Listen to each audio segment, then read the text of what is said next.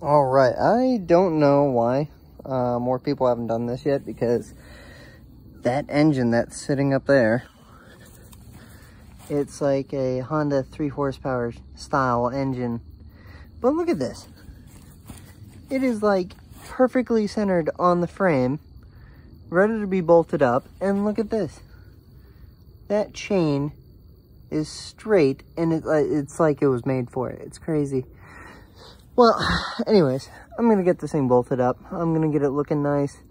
I'm going to get that chain to go right through there with like a tensioner or something for either the bottom, or I'll have it go through the top. I think I'm going through the bottom so I can keep the brakes going like I did the last one. But look at that. I mean, and it fills the gap pretty well too. So, hey, I'll keep it going. All right, it's Corey D, and I'm back with Cheap Horsepower. This motor right here is the Baja 97cc, this monstrosity of a motor. It has a plate like this on the bottom. Now, that's the mounting plate. Take a look how perfect this is. That's where the motor is going to sit. This is going to go underneath. 2 bolts are going to come up. Now, I have 2 options.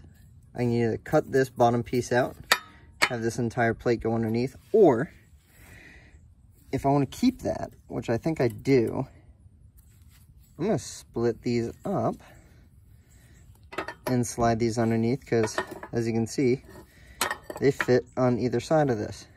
It's also going to keep its rigidity, keep the engine from moving back and forth too much. And it'll also give me chain adjustment, because I'll be able to slide it back and forth a little easier. And still have like a stopper with this in the middle. So here's what I'm going to do. I'm going to do that. I'm going to chop these off. So each one of these is going to be one piece that'll sit underneath.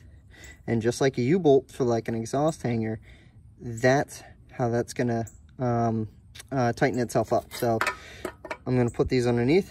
A bolt's going to go right through it where my pinky is, as you can see. It's going to go up into the motor. And this plate is going to sandwich itself between this, the bottom of the motor, and the bottom of this. It's going to squeeze it together. That's going to hold it in place. I'm also going to put a rubber piece here, and possibly rubber underneath too. It might be overkill. But either way, it's going to stop the motor from moving, and it's going to dampen the vibration through the frame by putting that rubber piece there. Very important.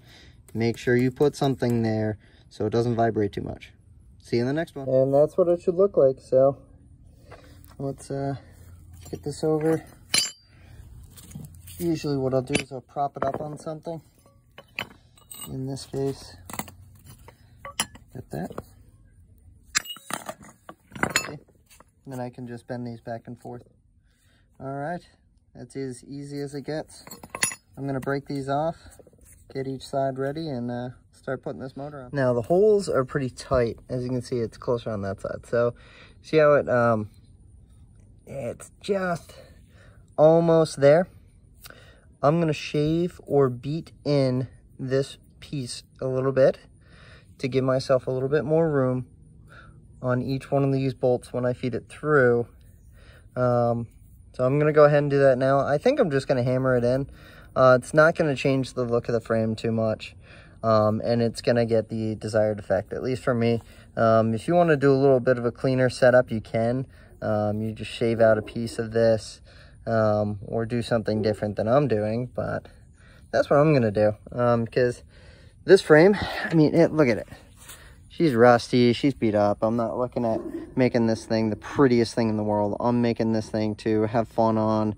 You know, I'll resell it at the end, but still, you know, it's not the greatest example of a Stingray chopper. So I'm gonna do what I'm gonna do to make this work.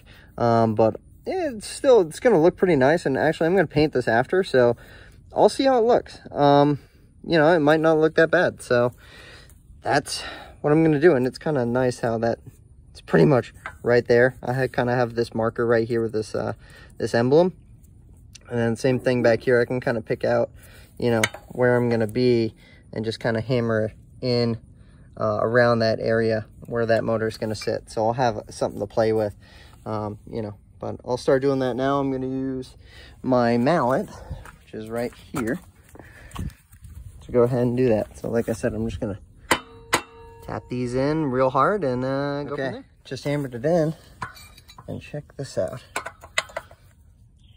Bingo. That's right there. Right there.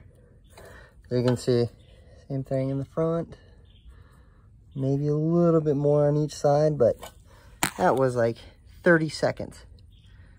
Really good. So, all right, let's keep this going and start getting this this engine mounted up. But it doesn't look too bad. I'm going to shave it down.